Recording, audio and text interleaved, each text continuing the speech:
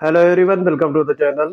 Are O mains 2023 का mission सचिवालय 6.0 mains paid batch के सलूशन देखेंगे। और ये आपके मॉडल आंसर राइटिंग है।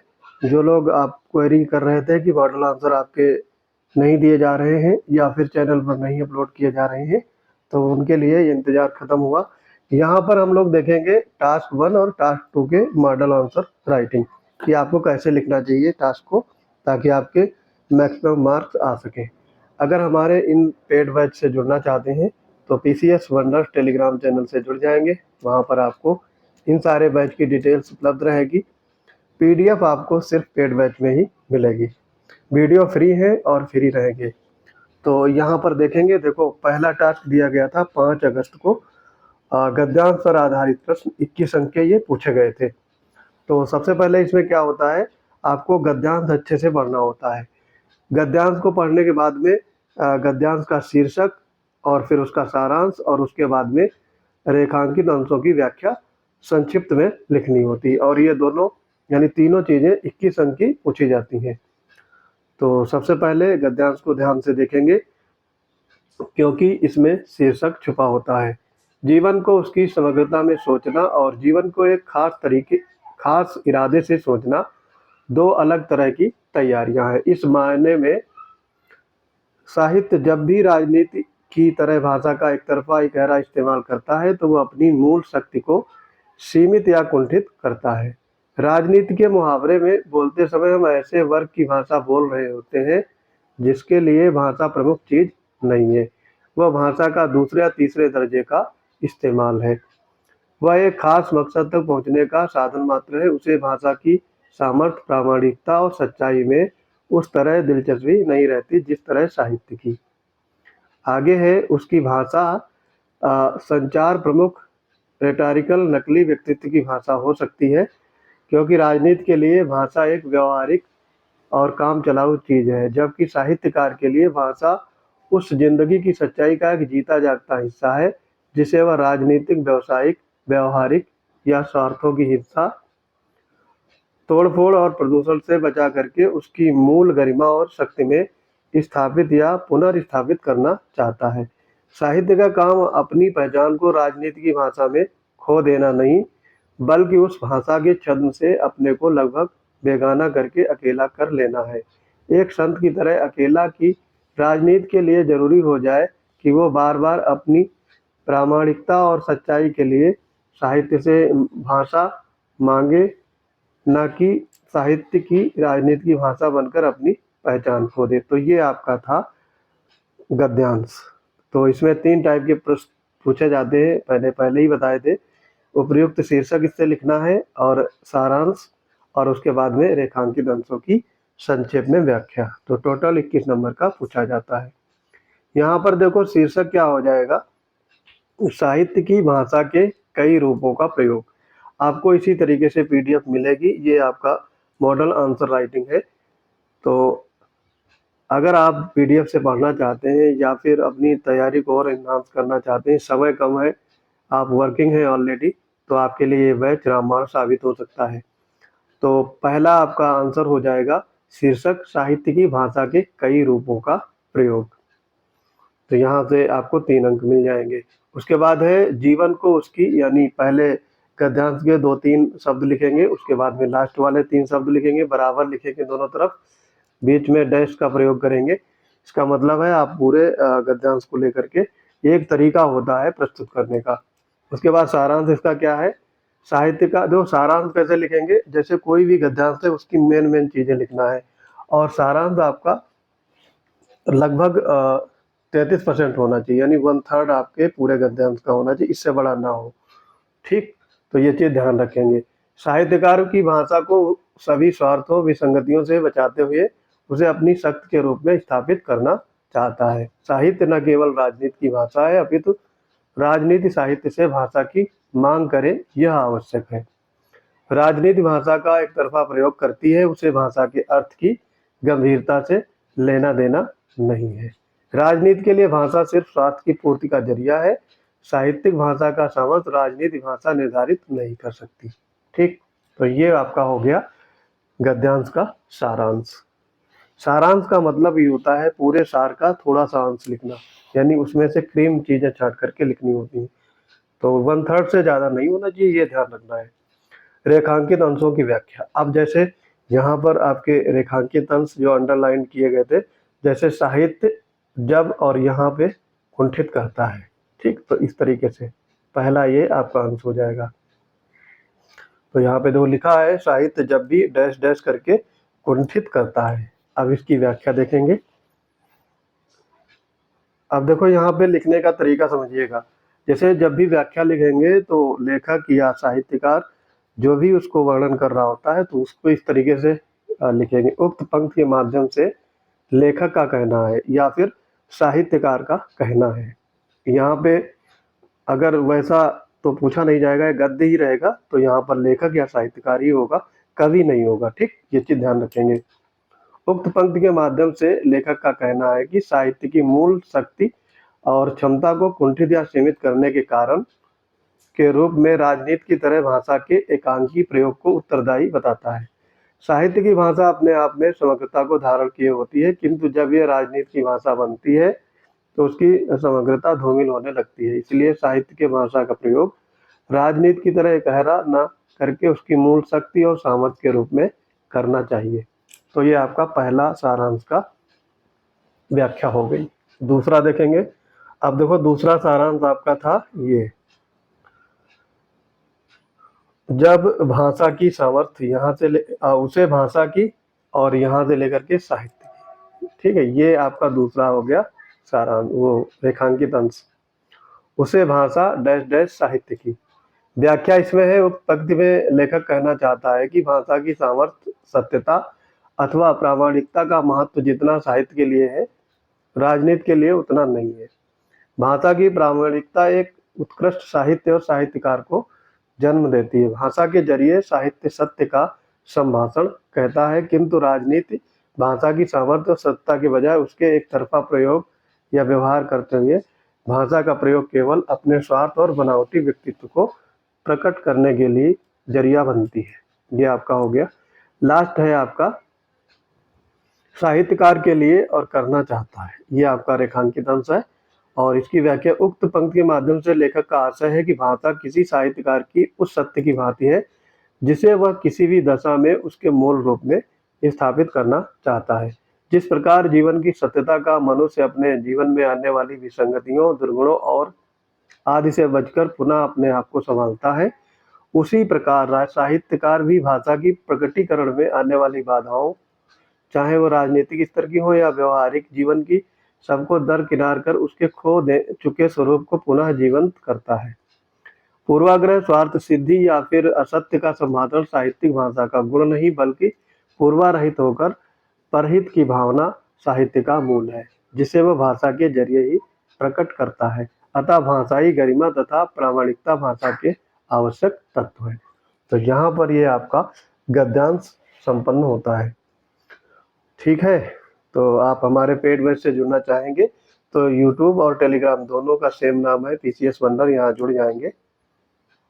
दूसरा टास्क इसमें देखेंगे, हम दो टास्क करके मॉडल आंसर डालेंगे चैनल पर, और ये पीडीएफ आपको सिर्फ पेड बैच में ही मिलेगी। तो ये चीज़ आप ध्यान रखिए, उसी हिसाब से आप अपने बैच को ले सकते हैं या फिर वीडियो देख करके अपने नोट्स बना सकते हैं। तो दूसरा टास्क था आपका 6 अगस्त का दिया गया था, विज्ञान, आर्थिकी और कृषि, इन तीनों पर बेस्ड ऐसे पूछे जाते हैं इस दिन, यानी ये आपका टास्क 2 में पूछा गया था। निम्नलिखित में से किसी एक विषय पर 600 शब्दों में निबंध लिखिए।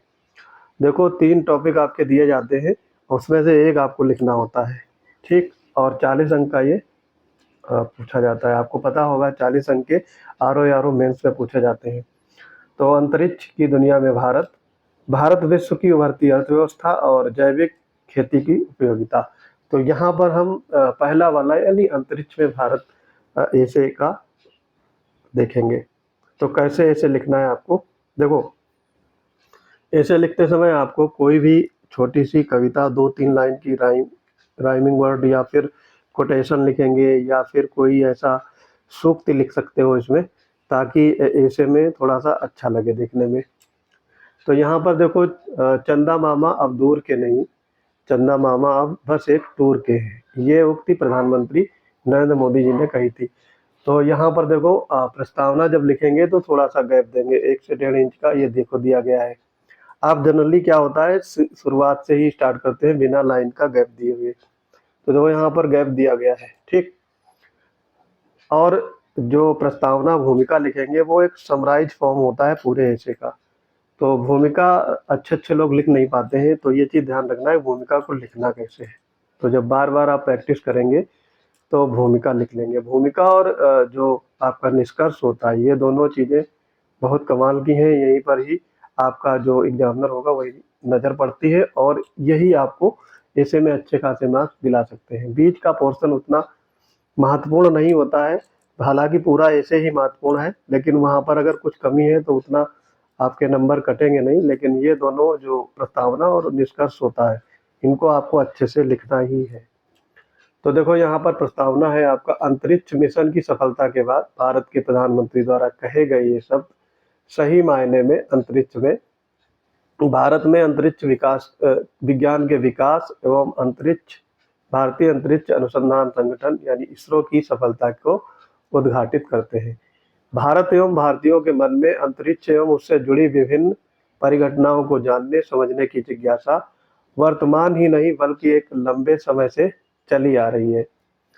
भारतीय संस्कृति में जहां अंतरिक्ष से जुड़ी परिघटनाओं का प्रयोग करके विभिन्न धार्मिक अनुष्ठानों को प्रारंभ किया जाता है, वही घरों में चंद्रमा एवं सूरज से जुड़ी कहानियों के साथ बच्चों को जिज्ञासु बनाने का कार्य किया जा रहा है। यही कारण है कि मानव विश्व की अन्य सभ्यताओं से कहीं पहले अंतरिक्ष परिघटनाओं एवं शोधों का जिक्र मिलता है। तो ये लगभग आपका, अब देखो ये चीज ध्यान रखना है, प्रस्तावना लिखनी है तो 100 से ज़्यादा वर्ड होने चाहिए और 150 से ज़्यादा नहीं होने चाहिए। ये ध्यान रखना है, 100 से 150 के बीच में। यहाँ पर जो आपका प्रस्तावना है लगभग 135 शब्दों का लिखा गया है, ठीक है। तो इतना आप लिख सकते हैं, ये आइडियल कह सकते हो। इसके आगे है आपका मुख्य विषय और उसका पहला पैराग्राफ। तो यहाँ पर बताया गया है, तो फिर गैप छोड़ा गया है। गैप जब आप छोड़ेंगे तो ये नया पैराग्राफ स्टार्ट हो जाएगा अपने आप ही। तो उसमें कहने की बात नहीं है, अंडरस्टूड चीजें हैं। भारत के वेदों और महाकाव्यों यथा रामायण एवं महाभारत में भी ब्रह्मांड, ग्रह, नक्षत्रों से संबंधित जुड़ी विभिन्न पहलुओं का वर्णन किया गया है। इनके माध्यम से ही ज्योतिष और खगोल विज्ञान का विकास होता रहा है, जो कि स्पष्ट रूप से बराहमिहिर द्वारा रचित सूर्य सिद्धांत जैसी पुस्तकों को देखने में, यानी जो सूर्य सिद्धांत पुस्तक है उसमें देखने को मिलता है ये चीजें। इसी क्रम में आर्यभट्ट द्वारा अपनी पुस्तक आर्यभट्टीय में बताया गया है कि पृथ्वी गोल है और अपनी धुरी पर घूमती है। इसी पुस्तक में विभिन्न ग्रहों की स्थिति, सूर्य चंद्रमा की गति, ग्रहणों से संबंधित गणनाओं का भी वर्णन किया गया है। तो ये आपका मुख्य विषय का पहला पैराग्राफ था। दूसरा पैराग्राफ देखेंगे,